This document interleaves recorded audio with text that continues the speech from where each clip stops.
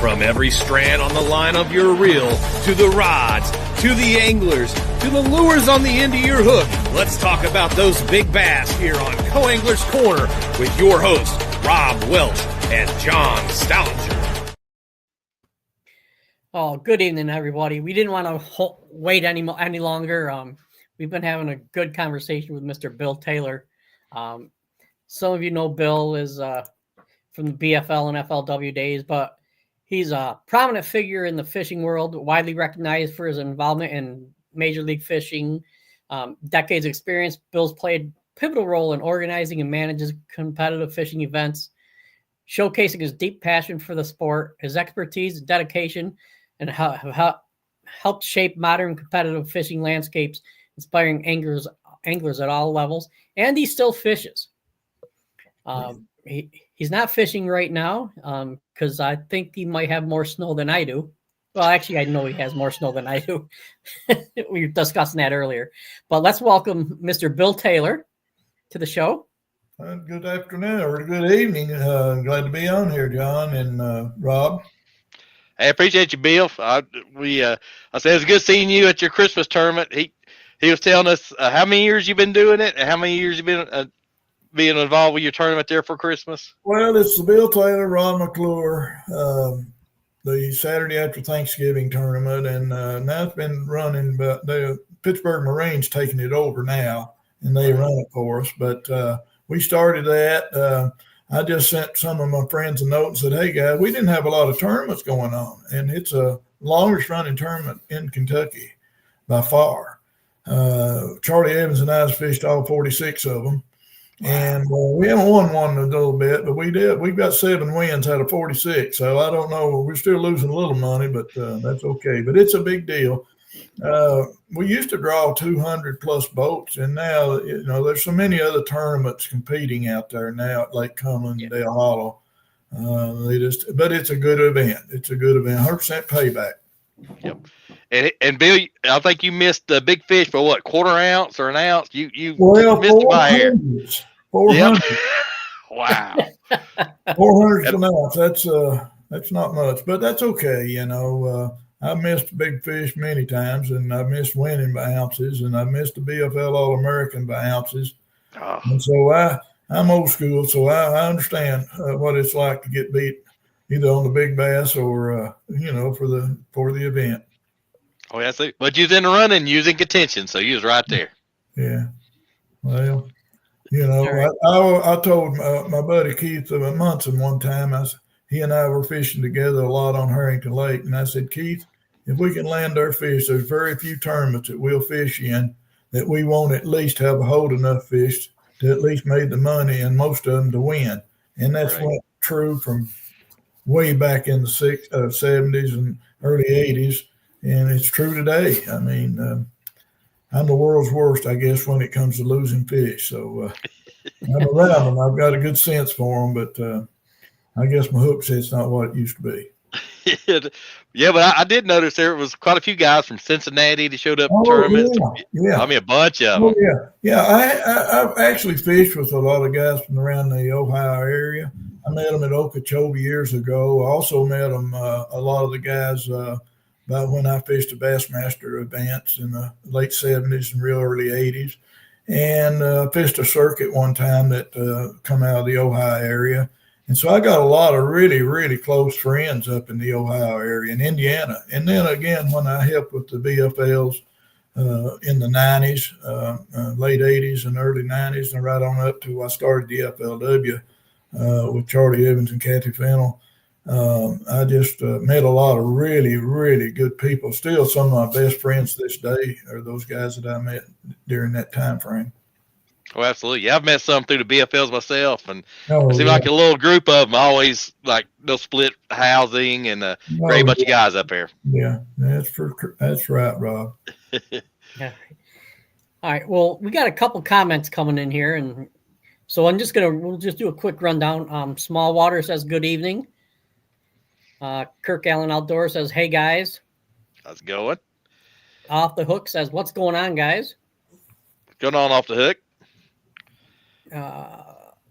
Kirk or Small Waters is saying hello to Kirk, and Kirk's saying hello to them. Oh, And I guess, guess they're gonna get right into it with you, Bill. well, I'm ready to go. What do you think about forward-facing sonar and the new technology? Well, first off, I'll say that it's an awesome technique. I mean, it's an awesome piece of equipment out there, whether it's Lowrance, whether it's Garmin, or whether it's a Humminbird. They've got and spent a lot of money and a lot of hard work developing that product. I've got some pretty, well, let's put it this way. I use mine quite regularly. I'm not good at it. I generally use it mostly for when I find and have brush piles located.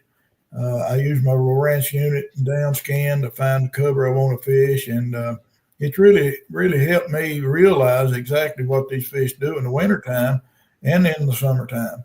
Am I good at it? No. Can I cast to them? Yes. Can I chase them? No. Can I hit a brush pile and a stump in 40 feet of water with a good cast? Yes. I don't know how these young guys catch those swimmers. I just can't stay up with them. I admire them. I want to see it allowed and whenever possible in all the events. I really love mine. It's the best tool I've ever used for crappie fishing. And for nothing else, if a guy or ladies want to fish and catch more crappie, get you one of those forward-facing units, and it's guaranteed. Absolutely. Yeah, I know I fished for a couple of young guys that's really good at it, and that's what they do in the off season. They crappie fish with it. Yeah. So they fish all year round, and it really shows. Yeah, it does. It does put a co-angler at a disadvantage, or even a team partner at a disadvantage. It's not like everybody can make the same cast at the same time. You can for crappie, but for the bass, they move so that it might move to one side or the other, and it leaves your partner out in the cold just a little bit. But, man, it's a tool to catch them. And I can't say anything really negative about it because and I'm not sponsored by any of the manufacturers. I know they were sponsors of ours when I worked, and I would have said good things about all of them then, and I did, and I will right now because they're tremendous sponsors. And I worked with all their technicians, and they're great customer service representatives. And all the electronics companies are really, really good companies, and they've got a good product. And I just think there's too much turmoil about it. Do I like to get beat by those guys? I'm getting beat every weekend by them. But now on Lake Cumberland and Dale Hollow, if you've got 50 boats in it, and we're averaging about 70 boats in our tournaments on Cumberland right now, and the top 3 or 4 are going to be forward facing, but the other guys are competing. I mean, you can still compete. You don't have to depend on it 100%. Now, I think you probably need those units to compete, not that you have to use them exclusively, but the guys that really's got it down, they've got it down. They definitely put the work in, put the time in on it. Well, they have, yeah, and I have, and I fished with a gentleman down in Albany, Kentucky, one of the best fishermen, Perry Nethery, down there. He's a crappie guide on Dale Hollow and Cumberland, and one of the best bass fishermen I've ever been around. He set mine up, done a great job with it, just and he can catch them on it, and his son Levi can too. So I learned from those 2 guys, but. More than anything else, I'm a self-taught bass fisherman. I learned the hard way, trial and error. There you go. It's Scott Knowles says it best. He says one of the best tournament director there's ever been. One of the reasons I've stayed with FLW MLF for so long. Well, I appreciate that, Scott Knowles. There's one thing that my boss has always said, whether it's Charlie Evans or Kathy Fennell, when Charlie was there, and Kathy, who's there still with Major League Fishing, her goal for all of us, whether it's me at the tournament trail with the big guys or whether it's a BFL or whatever circuit it was, give them the best event that they can have, regardless. Treat them all the same way, treat them fair, enforce the rules fair, consistently, and give them the best product you can give them. And they still do that as far as I'm concerned. The BFL is such a great learning circuit and just one of the best circuits out there. Absolutely. I have to agree with you there. Yeah. I know tournament directors do play a major role in it, and people don't understand the tournament director. If he's a good tournament director, he'll be well liked. Yeah. Oh, And absolutely. people will stay Absolutely. loyal and faithful. Yeah, they will, and it's been proven that at the BFL level, especially, and then later on, the Toyota Series with Major League Fishing is phenomenal, as is Yes. the Bass Opens on the Bassmasters. They've all got some of the best anglers out there. I would hate to try to compete to qualify through the Toyota Series up to the Major League Fishing, or now the invitationals for the Major League, the Pro. The Bass Pro Tour, and then for those guys getting the lead, it's not easy. I'll tell you, I would hate to try to do it. Could you imagine that 20 years ago? No, imagine it. I can remember when you went through the qualifying, and that's the reason I was always a co-angler advocate. Gave those guys a great tool to learn. Or it was at the BFL, or then they moved up to fish the Toyota Series. And then they moved up to fish the old FLW Tour, which had co-anglers at that time. And I spoke for the co-anglers right up until we realized that, especially at the championship level, that the pros needed to be fishing by themselves. And because it was all about the pros at that time, because those were highly televised events. And so, but then again, I stayed wanting those co-anglers right to the last second. Yeah, I thought the Marshall program was phenomenal, but it just wasn't the same. You wanted to have a rod in your hand when you was in that boat.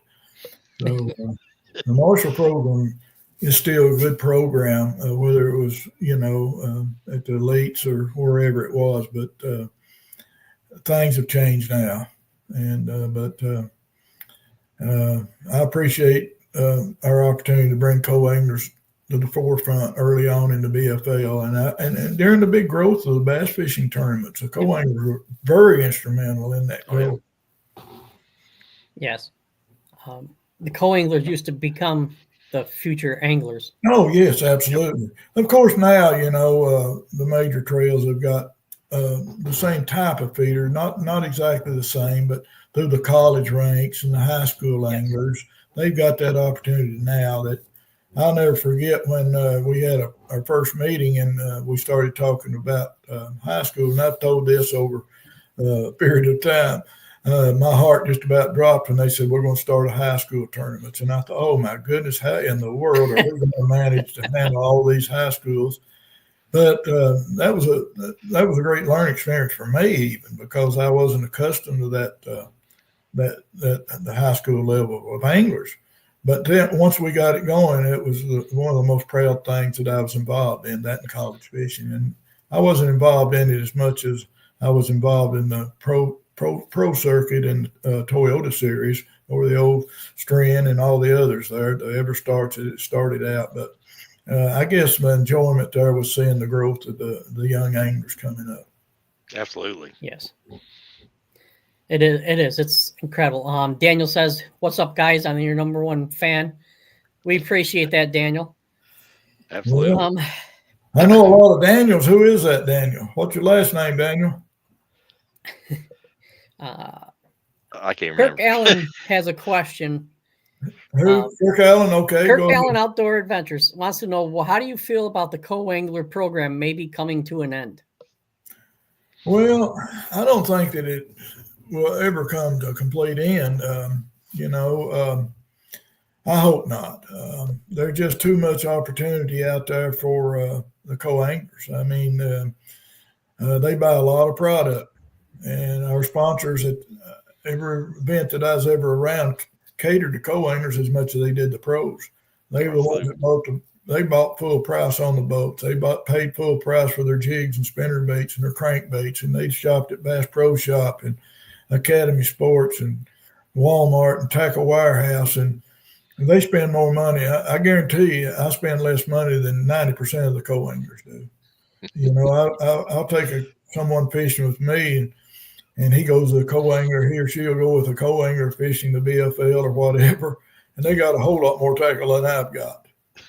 So, Well, I hope it doesn't completely go away. I really do. yeah, same here. Okay, Rob and I good. are both co-anglers, and we know how it is, being a Well, I co-angler. know that, and I don't deal with the Bassmasters group. I do stay in tune Right. with them and what they got going and everything, and the ABA and all of them. But the Bass Fishing League, they made some adjustment this year that hopefully, I noticed they had one opener on the Cowboy division at Rayburn. I think they had about 140 some, 150 boats maybe, which is not bad. I think that was down just a little bit from last year, but I think things are going to pick up. Gas prices are down some. I think that's going to help. We'll see what Mr. Trump does here to even get those prices lower. But the co-anglers have always been a part of the puzzle, and I just hate to see them leave. Okay, there needs to be something that they always have to fish. Yeah. Oh, absolutely. I'd like to give everybody the opportunity to fish. So, John Adams says, "Good evening, John, Rob, and Bill. Good to see you on here, Bill." No, thank you, John Adams. Yeah. So, what are some of your most memorable moments? You can either go as a fisherman or a tournament director. Well, probably. Our former Forestwood Cup Championship events. Watching Brad Knight win the biggest event of his life, set him up for life. Watching Scott Martin start out as a rookie and just dominate the field. Fishing with or being around anglers like George Cochran and Larry Nixon, two of the best guys to ever work with in the industry. Knowing and loving Forestwood and Nina the way we did, and working with people like Kathy Fennell and Dave Washburn in the last few years, you would not believe how dedicated all those people I mentioned. They dedicated their life to this sport and this industry, and they were good people along with it. So it's some of my best memories, and meeting people, like New York, all the people up there, going and sitting before the U.S. Senate Appropriations Committee and begging for money to help out the Asian carp on the Ohio Mississippi River and the Kentucky Barkley Lakes. Just so many good things that I've been involved in. I just been blessed all the way around to be a small part of it. Absolutely. And talking about the marshals, I think I went over and marshaled a couple of the FLW Cup events over in Hot Springs. And man, it's class act, man. You gave us like a big old swag bag and never forget. And it was like you rolled the red carpet out for us. So I thank you for that. Well, that's what I mentioned. Kathy Fennell and Dave Washburn, and of course Charlie Evans. I got to meet him because he's the one that hired me to begin with, and whether he likes it or not. But anyhow, that's what the BFL All-American is still the number one event in a lot of people's eyes, including mine, as far as that goes now. The Bassmaster Classic sits alone at top of the heap.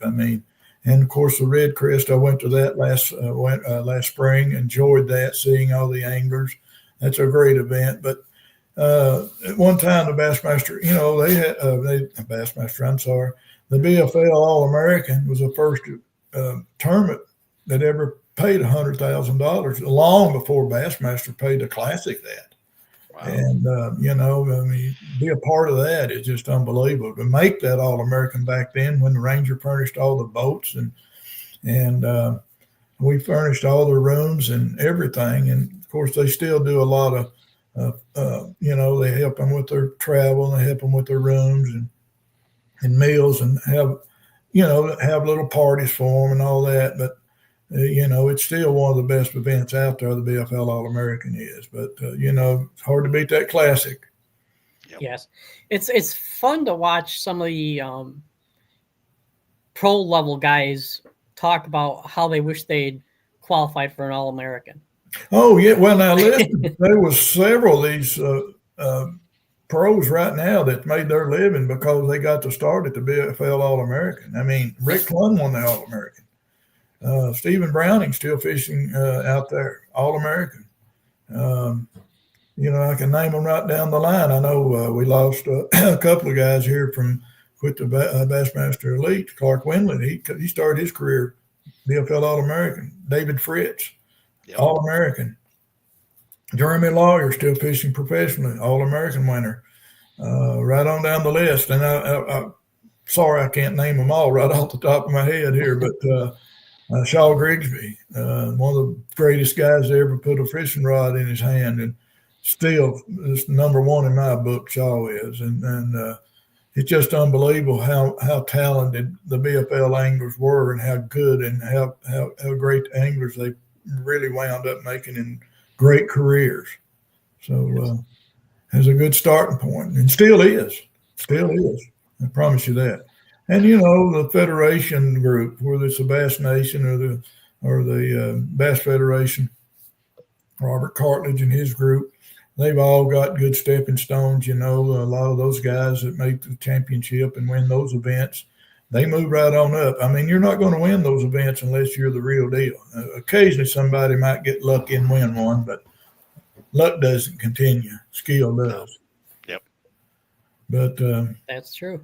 I can remember I even worked part-time and volunteered to go the All-American. I made the All-American 2 times. I won the very second championship event on Bull Shows in 1981. And next All-American was in 1997. I missed going to the All-American by ounces. Finished when we were 11th and 12th when they took 10, and I finished 7th 5 times when they took 6. So it ain't an easy event to qualify in, and certainly the Federation Nation and the TBF and those guys to make it up to those next levels and win those championship events. They're pretty good anglers, believe me. Yeah. Absolutely, it's still prestigious. I mean, today it's still prestigious. And let's talk about co-anglers. Those groups still have co-anglers. Yep. So yes. That's a very high positive in my book. Oh, yeah. Now, all you had to do, you could have qualified for 7 more, is do the Tanya Harding and Nancy Kerrigan thing. Just take one of the competitors out. That's true. That's true. But there's a lot of good little tournament trails out there now. There are. Rob and John and I like to fish local tournaments now, and there's some good ones, and they're getting a lot of participation now in a lot of those events. It's amazing how some of the high school events and college events, 300 boats. Well, now I'm glad you mentioned that. I'm not an advocate of a 300 boat tournament or a 500 boat tournament. I just think that neither am I. Too much trouble, too much danger, too much. They talk about these young people not having etiquette on the water. Well, that creates it. Yeah. You got no choice. You have to fish close to somebody or make somebody mad because you are close. And I think those fields, you get 500 boats, that's bragging rights on somebody. It's sure not on me as a positive, I think. And I admire an organization that draw that many boats, to be honest with you. That's not easy to do. But I just see it as being too many boats. I was always an advocate for, I'm an advocate for 150 boat fields, what I'm an advocate for now. But now, to get all the anglers out there sometimes fishing, you have to go above that. And 200 is a strong field. It's hard to manage a 200 boat field, but our BFL people does it all the time. I've seen Bassmaster opens up a magic. Mark McWall, one of the best tournament directors I ever had the pleasure of working with, he's managed to do it without fault. But I don't like the big fields. Yeah, I agree with you there. I think if you get over 200 boats, you're looking for something. Yeah, you are. It's putting a lot of liability out there on too many people. One of the hardest things that any tournament director has to do is call off a day or cancel a tournament. Yeah, that is. That's a toughie. It used to be we didn't have the information ability. In other words, we didn't have the text messaging and the cell phones, and that was a really, really tough deal to have to cancel at the last minute. It was a tough call. The hardest thing to do as a tournament director is have to disqualify somebody because they broke a rule that was due to disqualification and not mean to do it. You know, there's been some disqualifications I've had to do with information rule, off limits rules. They are hard, but it's nothing compared to somebody that breaks a rule accidentally that costs them a win or costs them a spot in the tournament or costs them money. As far as calling an event off, you know, I remember the very first one that I was involved with was on Watts Bar Lake fishing. I was actually an assistant to the tournament director there at Watts Bar. They had 21 inches of snow and didn't call it off to 10 a.m. the actual day of the tournament. And so that hurts. Everybody got snowed in waiting. That doesn't happen anymore. They look at weather. You know, we never really looked at a forecast and said, "Oh, we're not going to do this." You have to wait just long enough before people leave.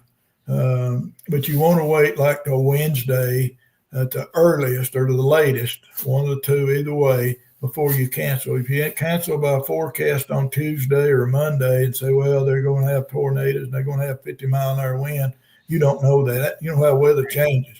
Yep. But I think the worst thing you can do is cancel too early and then not know the fishery well enough as a tournament official to know the danger out there. You know, every lake's different.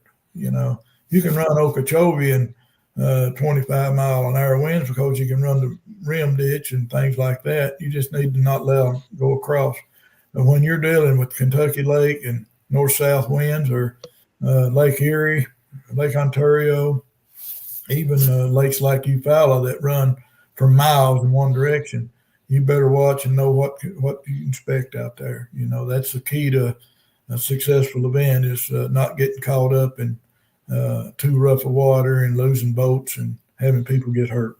But I think the tournament organizations, I've seen one event in the last couple of 3 years that I probably wouldn't have canceled had it been me there, but the rest of them have been pretty accurate, I think, and I watch that real closely.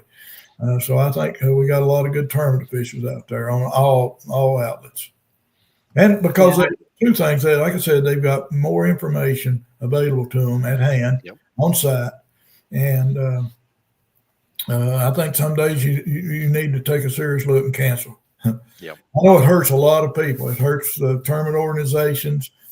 It costs a lot for live streaming and all that. It just doubles your cost. It's a huge call. Either way you do it, safety wise or economically, it's the toughest call you got out there. Period. Oh, absolutely. It is, but it's a lot less expensive than a life. Yeah, and you can't be selfish as a tournament director. You can't say, "Well, I was ready to go deer hunting next week. I want to get this one in." You just can't do that. I've spent an extra night or two, many a time in a hotel, wishing I could have went home. And I know there's anglers that wish the same thing, but you know, you just have to figure out how you want to do it. Do you add a day on? Do you know, you have to look at all entities, and you got to see how much equipment's been broke down, how much money people's having to spend. And people say, well, it's all about money. Yeah, it is all about money. I mean, safety and for the anglers and money for the companies that put these events on. People say, well, all they worry about is money. Well, they're in business to make money, you know, and that's what you want to look out for them too, you know. But the first thing is safety, the cancellation. Absolutely. I was unfortunately part of a tournament. I think it was the last one. The Toyotas was on Lake Erie, where they canceled day 2 and day 3. Oh, okay. Yeah, well, that's a tough one. Yep. That is. But when was that one? What year was that one? Can you remember? You got a trophy to 2018.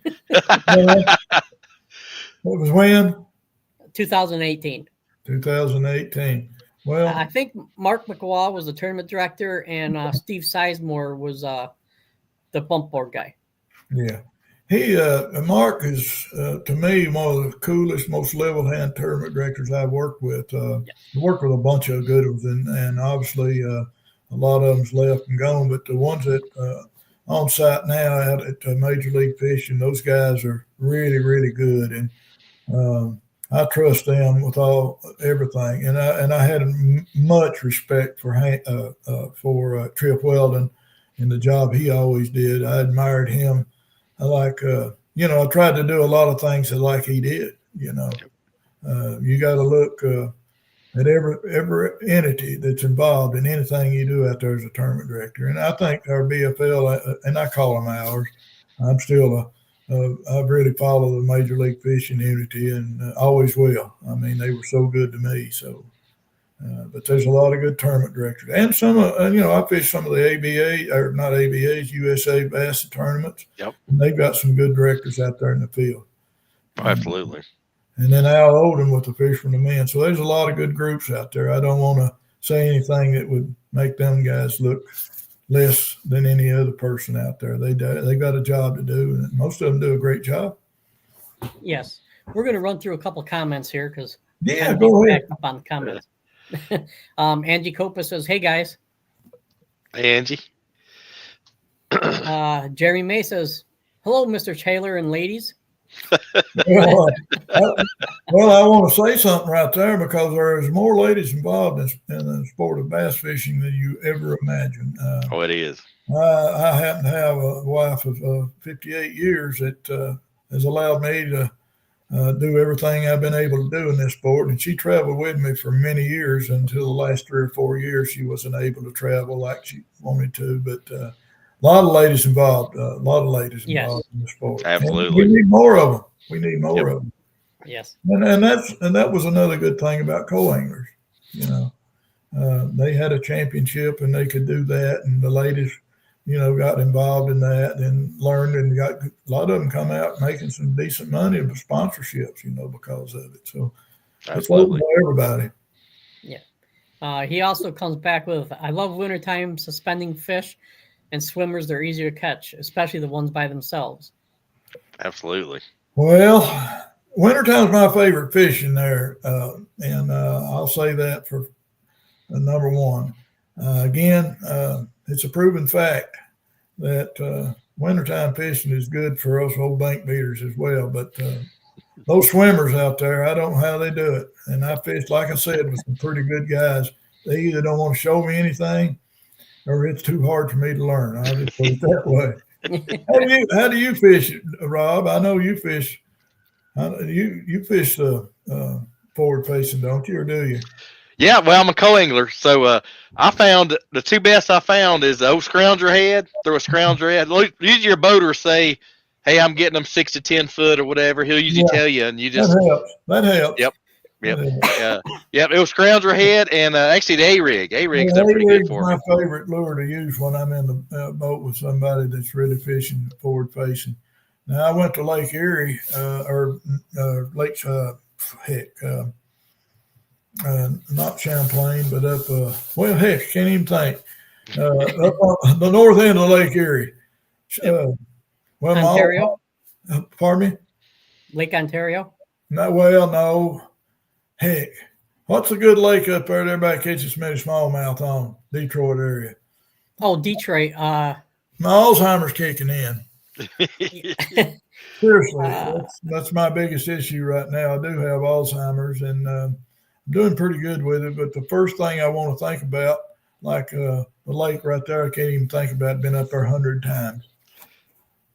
So anyhow, but anyhow, I went up there and we forward faced up there exclusively, and that was probably my only true experience of fishing it all day long, and I just couldn't catch them. Yeah, it's tough. Yeah, it was on me. My guys I was fishing with was catching them. Seriously. Yeah, you usually be a more of a net man that day, so you just roll with it. No, I was a photog guy. I was a photogger. That too. Yeah. Right. Scott Knowles, St. Clair. Yeah, St. Clair. I thought of it just as you said, and I apologize. But, Are you good, man?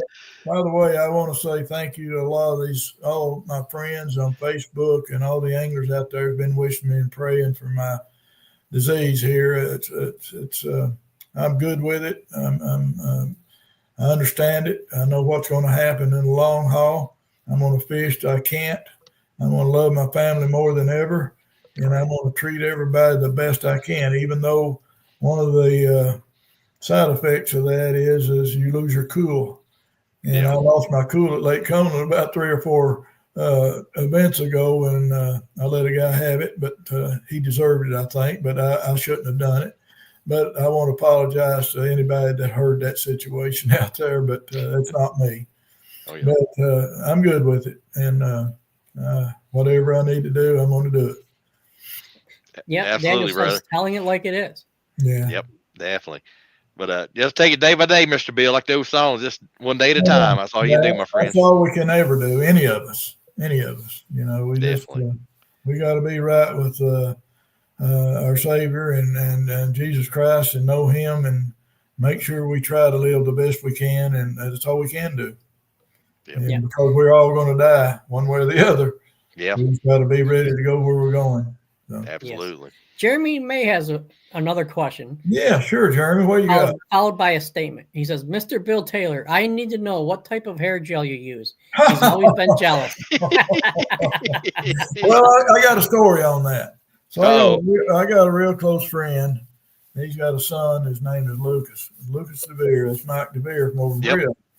That's his son. Well, I was delivering to one of the schools over in Berea one day, and Luke was about a first grader, but he'd been going fishing with me and Mike.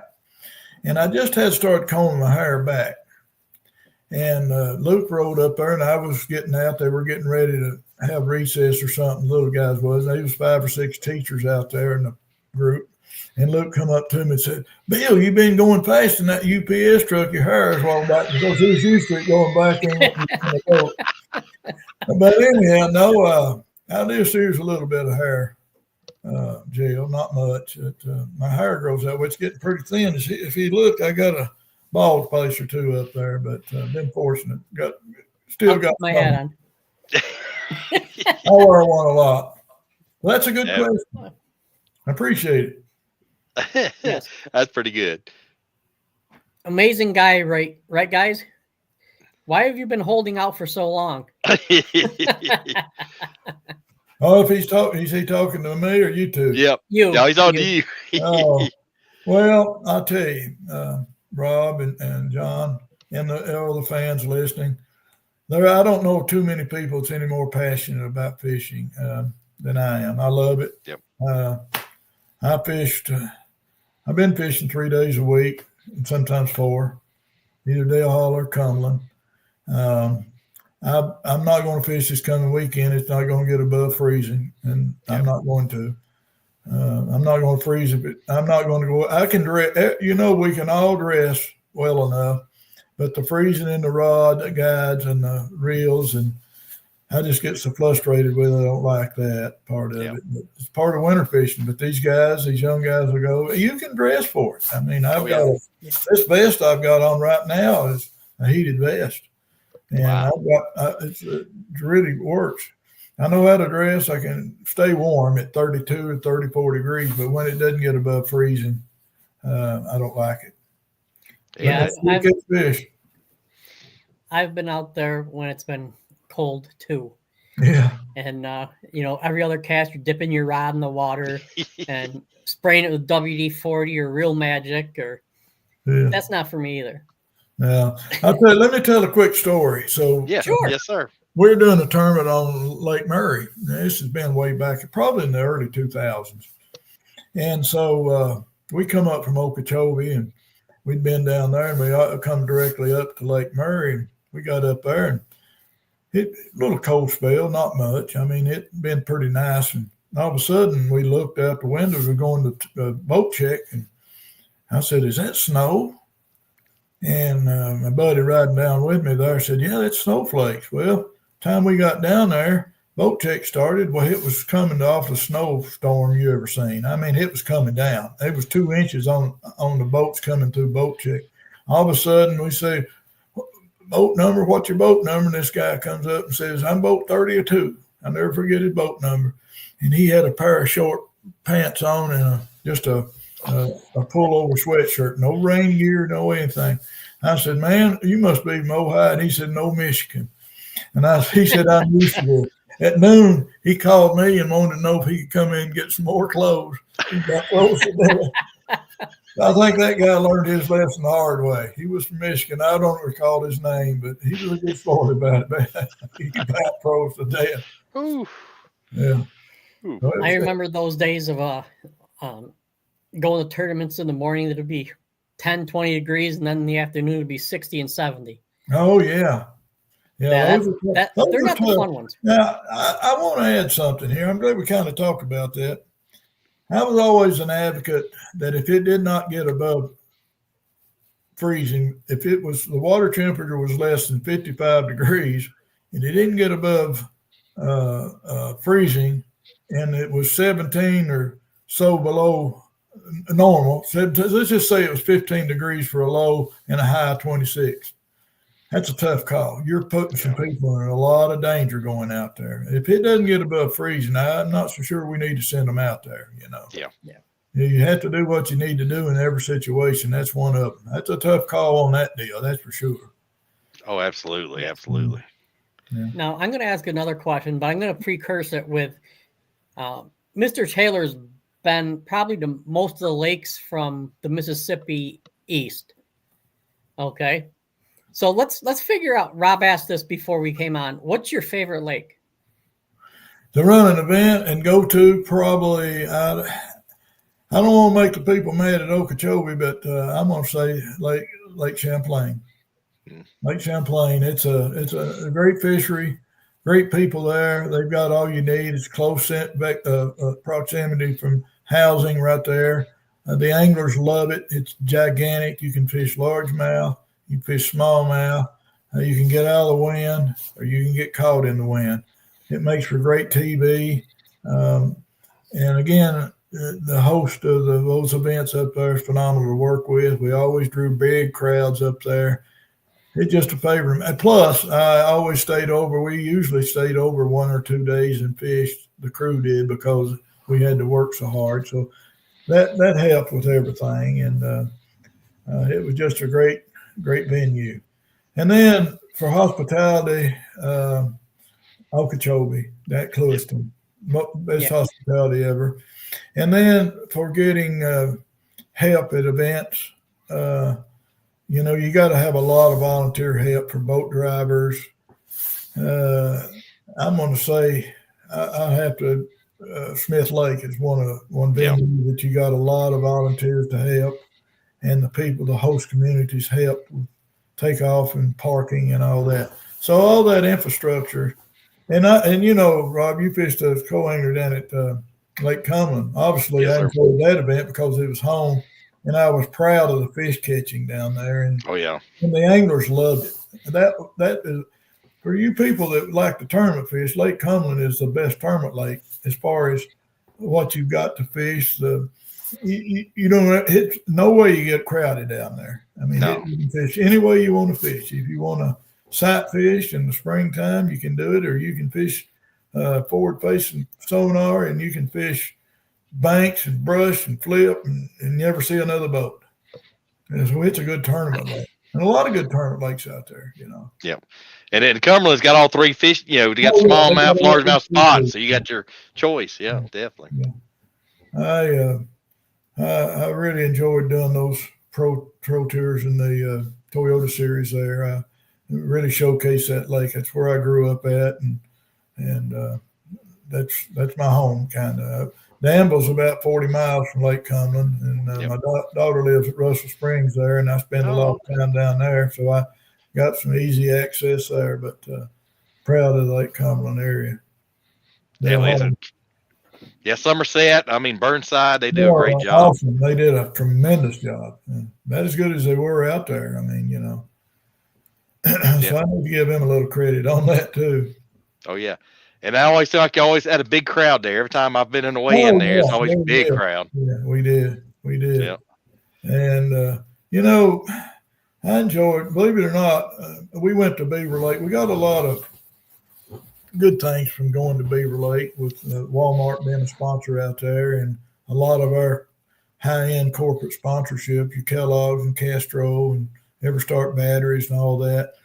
I had an opportunity to out there with Walmart and their executives and dealing with those fans out there, and the cooperation that city of Bentonville and Rogers gave us every time we went out there. I enjoy it. And, you know, I'll say it before and I'll say it again.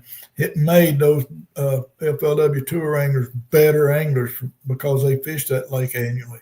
That's where they learned the shaky head. That's where they learned to sight fish, a lot of them.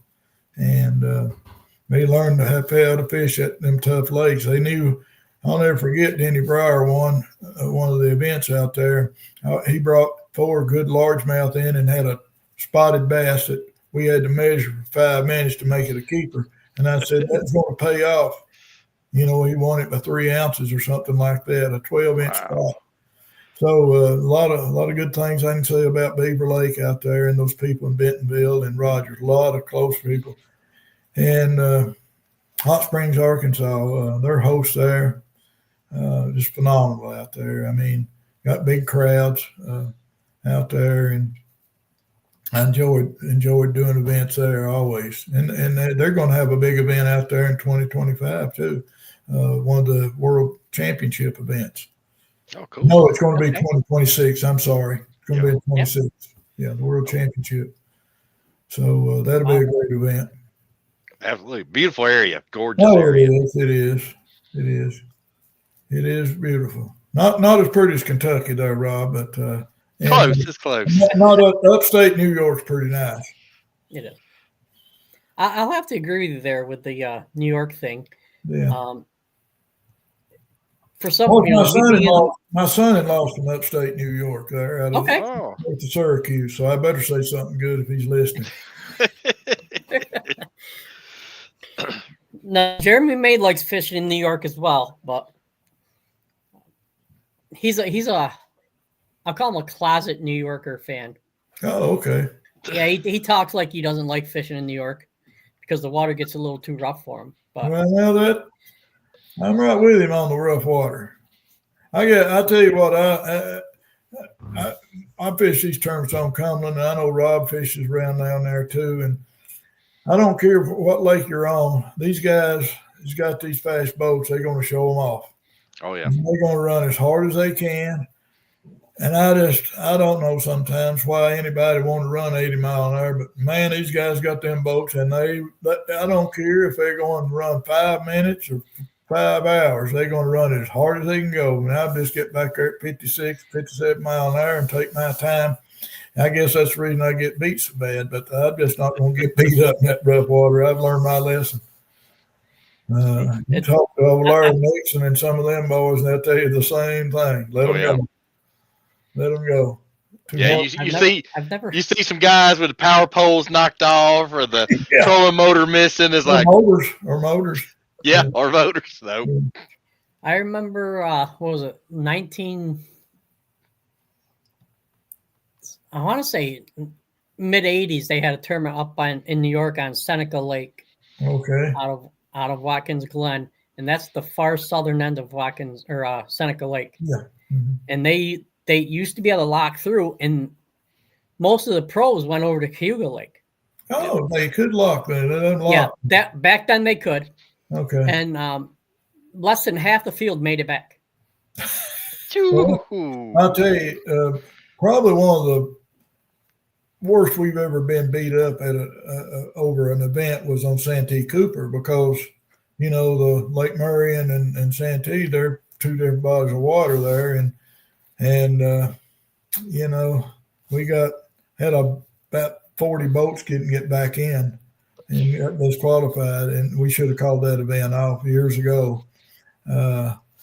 That rough water is dangerous, and that's knowing the lake. As a tournament official, you've got to know the situation. And our tournament director was new on that lake, Santee, and should have called it off. Too many boats hurt and too many injuries, and we had a time with that one. But we got through it, thank goodness, because we always had a good product and kept good anglers coming. So we just got to make good decisions when you get in that situation. We didn't that one. Yeah, for sure. You have anything else, Rob? Yeah, I'm always curious, being a tournament director, how do you kind of figure the schedule year 4, what lakes you're going to go to? Is there a certain kind of criteria you have to look at, or how do you usually figure that? Yeah, well, that's a really good question, one that I'd like to discuss with you guys. First off, you look at it and try to get a diverse schedule, and everybody's talking right now. Well, you got a schedule so the sight fishermen will catch a few fish, or you got a schedule when they're on the ledges where the ledge fishermen can catch fish, or the flippers can catch fish in high water conditions, or the smallmouth fishermen can show their thing. And that's not easy to do. But we tried always to have a couple of events that allowed for diversity, meaning it could be flipping in that one tournament like at Guntersville, or they could be shallow grass, or they could be ledges, or Kentucky Lake, the same way. You tried to look at that. But for the most part, you had to look at a lot of variables. What kind of launch facility? What kind of setup area? How big a crowd could they maintain and handle? What kind of housing they got? Do they want you? Are they willing to help support the event with volunteers? Are they willing to pay a site fee? That was a part of the deals, but a lot put into it. And we always started the FLW tour just as soon as the season started new. Like I was looking at 2026, I'd be looking right now. Right. Getting everything done that needed to be done, and then started getting with our salespeople, our host salespeople and people like that, and we'd start working on it as early as January of 25 for the series of 26. I think Mike Malone with Major League Fishing and Chris Hoover with Major League Fishing are two of the best at doing that, because Mike's been involved in setting all the Bassmaster Classics up, the Red Crest events, and all the Bass Pro Tour events. Those guys are really good. And I was proud to say that they've asked me certain lakes that I would take events to and when I'd go there. So they still confer with me on that, because I've been to so many of them. Right. It's not easy to put a schedule out there that's conducive to every angler. I mean, you try to give the guys that fish from Texas an opportunity to get close to home. You try to take care of the East Coast guys. It was always difficult to keep the guys from the West Coast happy. They had that travel. So many of them moved to Texas or Alabama, to support their fishing. But that's a good question. Now, the BFL's about the same way. They look at who's got the facilities. They look at how many boats each one of those lakes can handle. When you need to go there, they look at it. How many other big-time tournaments are there? There's a lot put into our schedule. The BFL changes daily on the board. They do a big board, and they look at it, and they work hard on it. People say, well, they just want to go there because of this or because you get – that's not true. They don't go to a lake just because they get a host fee. The BFL tournament director doesn't get a nickel where they go. They get a nickel a pay if they do a good job and earn it by merit. They don't get paid any opportunities for taking an event anywhere. So those guys work hard to get the best schedule they can get. Absolutely. That's a fine line. I mean, you can't make everybody happy. You're never going to. You can't do it, Rob. And Yep. For the most part, the earlier you can get a schedule announced, I think the better off you are as a tournament organization. And there's some states that didn't take applications until after July the 1st. So that makes it difficult. You have to reserve parks. You have to reserve launch ramps. You have to reserve hotels, meeting areas. I mean, there's a lot into it. And then the championship events, you got to do site visits, make sure you got everything you need together, production-wise. Man, I tell you what, I'm so impressed with the production teams in these organizations now. It's phenomenal, the coverage they give us. Until you've been involved with that, you don't understand it, how much work's involved in it, how many people it takes to put those live events on, how many boats you got to have out there to guarantee you got backup boats, or how you got photographers on the water. I've had as many as 30 local boats hired to run errands or run tapes or whatever it took. And you talk about a job of finding them sometimes, but you go to certain areas, you had them easy. And but there's a lot goes into the schedule. You got to go where you can get the help. Yeah.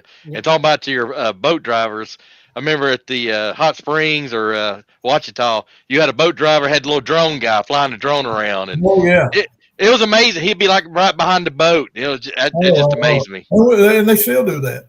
Yeah, they still got their own driver for the boat driver for their drones, and then they've got special photographers. And then we got some good ones too. Jody White takes care of the Toyota series and the Invitationals, and then those guys that work the Bass Pro Tour are phenomenal. They all are great. It's amazing to work. And then the guys that's back at the offices in the IT department, they're the ones they're the unsung heroes. Those are the guys that I tell you are thought more of, and I guarantee you Major League Fishing than any other person out there, except maybe the presidents and the vice presidents. But those guys are critical to what's out there and offered out there, how quick you can get the standings up, the results, and all that stuff, and the correct weights. Talking about something very critical, and with this being said, I know you guys are probably ready to wipe it up, and this would be a good comment I can make, because they went through every effort possible to make sure that our scales were accurate. They tested them regularly. They changed them out regularly. And our IT department set and maintained and made sure they were correct at all times. And people don't understand how important that is, So that's how critical it was to get the weights correct and get everything exactly the way it's supposed to be. People that's in the field doing those jobs, they're unbelievable. They're so dedicated, it's unreal. Whether it's Bassmasters or Major League Fishing or any of them, USA Bass and ABA, the Renegade Series, they're all, anybody that's involved in the field out there, releasing fish, weighing fish, directing traffic, doing boat checks, those guys are being commended because they're the ones that really help with the integrity of everything. Make sure everybody's in on time, make sure the weights are accurate, make sure the live release is accurate. So, unsung heroes. Oh yeah, I think every time I roll in, I think the guy at the bump board, he's handling all these fish for hours and hours. I say, hey man, thank you for what you do. Those guys fight for that job. Oh hey. No, they don't fight for it. No, they love it. They love it. They do. They love to handle those fish. That is a hard job, believe it. Your back that gives away on it. Oh yeah, that's an unsung hero of the tournament.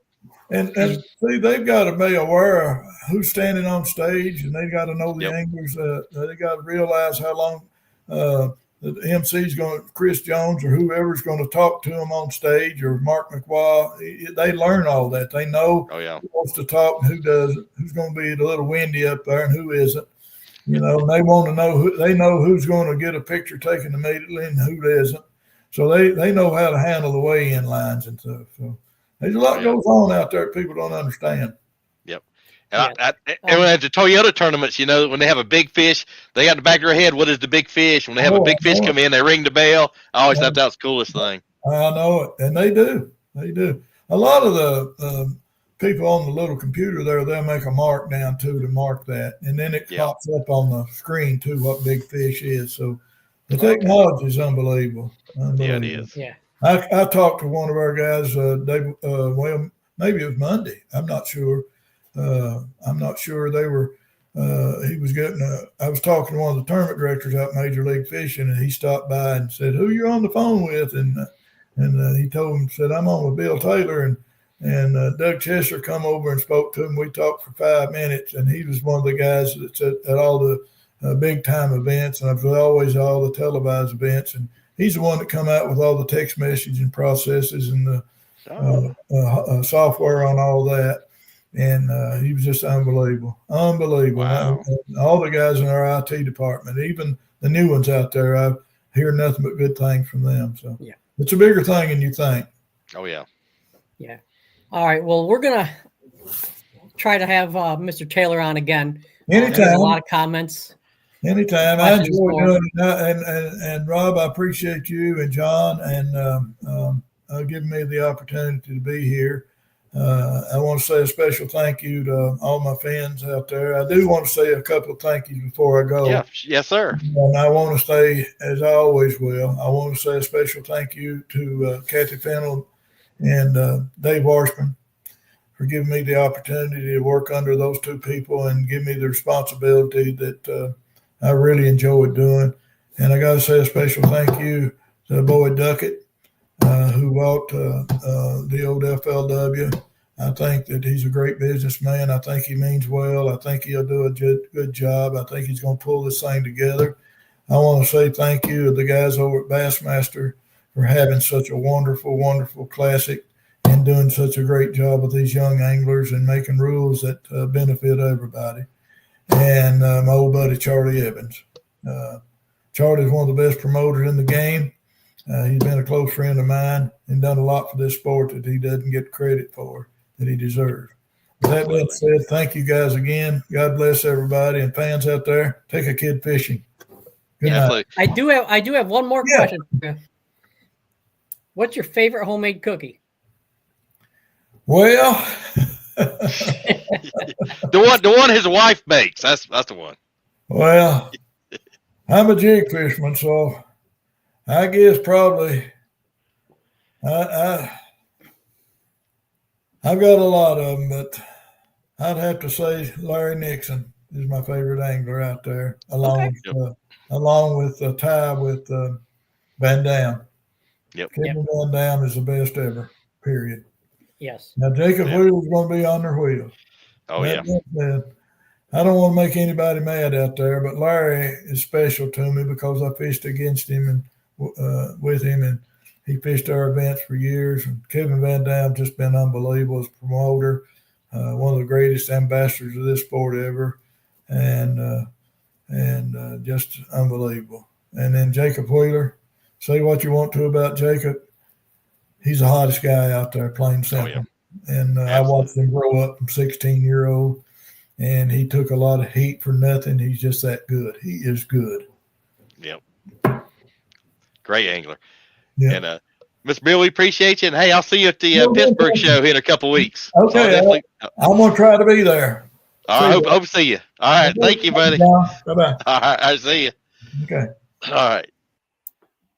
All right. Wow, man. That was trip down the history memory road right there. That was cool as that. Yes. Definitely going to talk to him, try to get him back on again.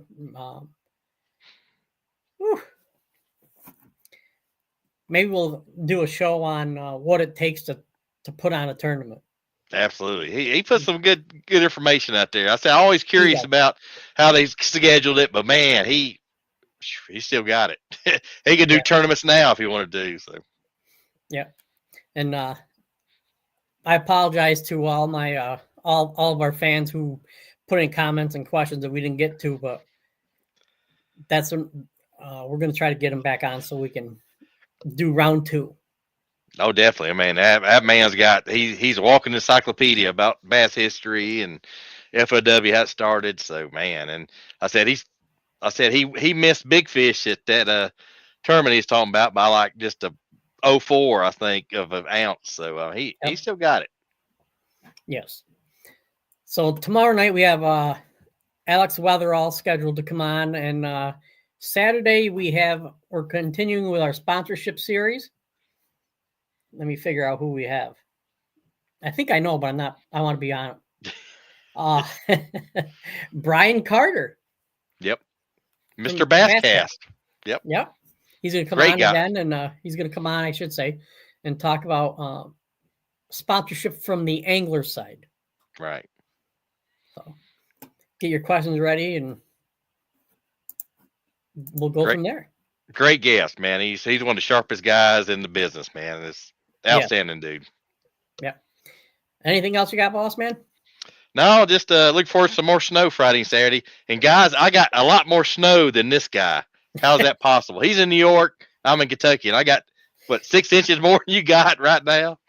I'll tell you what. I have a Chevy Equinox. Yep. And the snow's not even up to the rim of the tire yet. Hey, my whole truck this afternoon was ice. It was a 1/4 inch ice on the whole thing. I had to spray the door handles to get it to like release, get in there.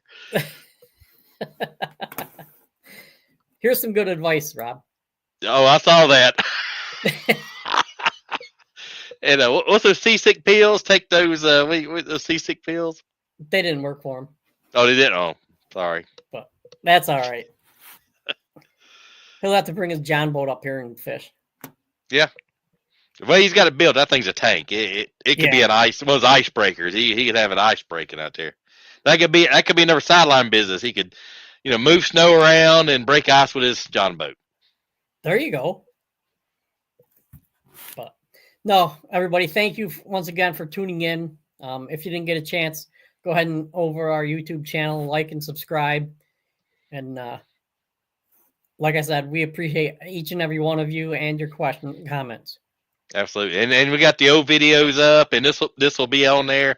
So if you missed the first part and want to definitely feel free. But yeah, Miss Bill Taylor, I mean, he's one of the best guys ever. He's awesome. I don't think we talked during the show, but real quick, I was at a Cumberland FLW. It was like the last year's co-angler was going to be there, so I entered it. I fished first couple days, and was it day 3 or 4, whatever the last day was. They have marshals to go with the top 10 or 12, what it was. And it was funny. I go up and get my pairing, and then he gives pairings out, and he looks straight at me, and he says, "Rob, I'm sorry, but you got James Watson." So I was James Watson's marshal that day, and he apologized before he even got in the boat with him. But that's amazing. He can remember, you remember him for that. So yeah. But Yeah. Everybody keep Bill in your thoughts and prayers. He's going through some treatments and trying some stuff, but he's living life much as he can every day. So hats off to you, Mr. Bill. We think the world of you. All right. Well, thank you guys. And what's Ozzy say? We love you all. Peace out.